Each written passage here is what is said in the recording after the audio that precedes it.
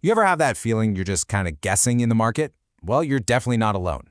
So today, we're going to talk about trading strategies. We're going to see how to take that gut feeling and turn it into an actual game plan, and transform all that market chaos into a path you can actually follow. All right, let's get into it. So let me ask you something right off the bat. When you make a move in the market, what's driving it? Is it a gut feeling, a hot tip you heard somewhere, or maybe just a rush of emotion? Or is it a solid, thought-out game plan?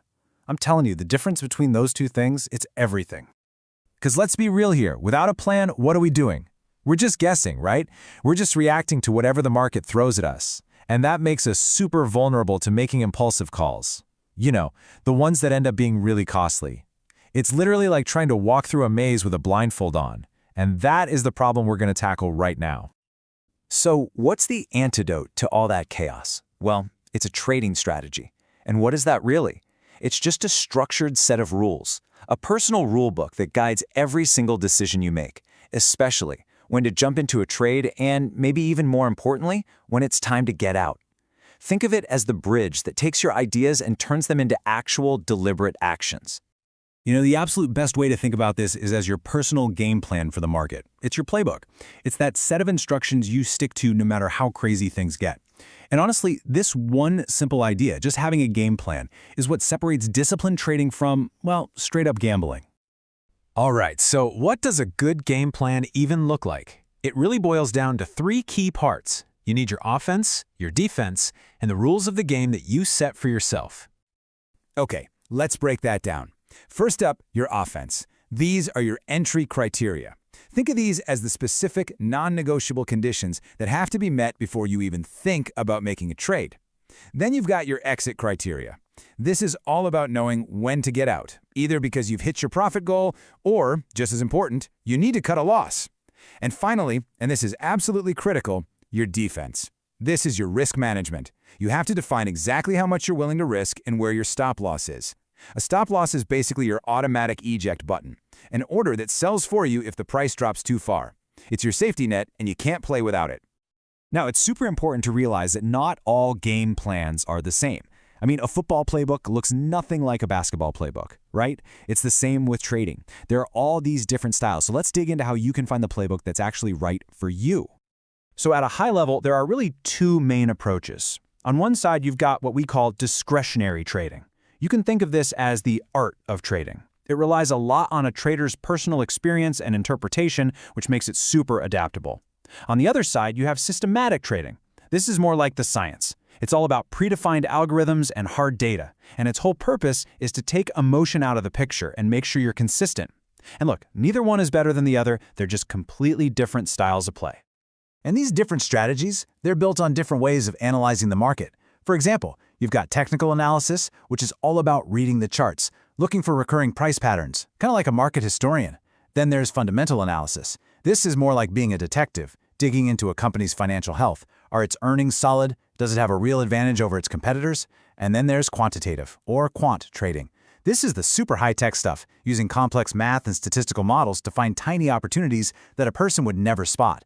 The cool part is, your game plan can use just one of these, or even a mix of them.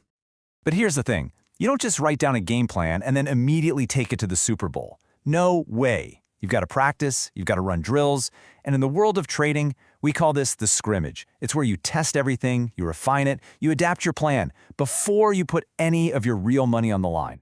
And this is so important to remember. A trading strategy is not something you carve in stone and then never touch again. It's got to be a living, breathing system. Why? Because markets change, and you change as you get more experience. Your strategy has to evolve right along with them. The trick is to adapt without just making things up on the fly. You want to evolve, but without losing that core discipline that made the strategy work in the first place. So, how do you actually practice with your strategy? Well, one of the most powerful tools out there is something called backtesting. It's almost like a time machine for your strategy. You take your rules, your game plan, and you run it against historical market data to see how it would have performed in the past. You can see how it held up in bull markets, bear markets, you name it. It's an absolutely essential stress test for your ideas. And the best part? We don't have to do this stuff by hand with a pencil and paper anymore, thank goodness. Modern trading platforms, they have these incredible tools built right in. They let you test, optimize, and keep an eye on your strategies automatically. This tech is a huge, huge advantage. It's what helps you make sure that your great idea on paper can actually survive out there in the real world.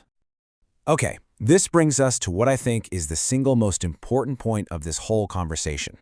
After all the rules, all the testing, all the analysis, what is the real goal of having a trading strategy? I'll bet it's not what you think. It has nothing to do with being a perfect fortune teller. Because let's be crystal clear about this. No strategy, I don't care how smart or how complex it is, can get rid of uncertainty in the market. It just can't be done. That's an impossible task. Anyone who tells you they can predict the future with 100% accuracy, they're playing a losing game. So the goal is not to eliminate uncertainty. The goal is to manage it. That's the secret. A good strategy gives you a clear, disciplined, and repeatable process to navigate through all that uncertainty. It gives you the power to make consistent decisions, to push emotion to the side, and to operate from a position of strength instead of a position of fear. So there you have it. That's the blueprint for building a trading strategy. Your own personal game plan. It's all about offense, defense, and having clear rules. It's about finding a style that actually fits you and then practicing it over and over. So now you've got the blueprint. The only question left is, do you have the discipline to actually follow it?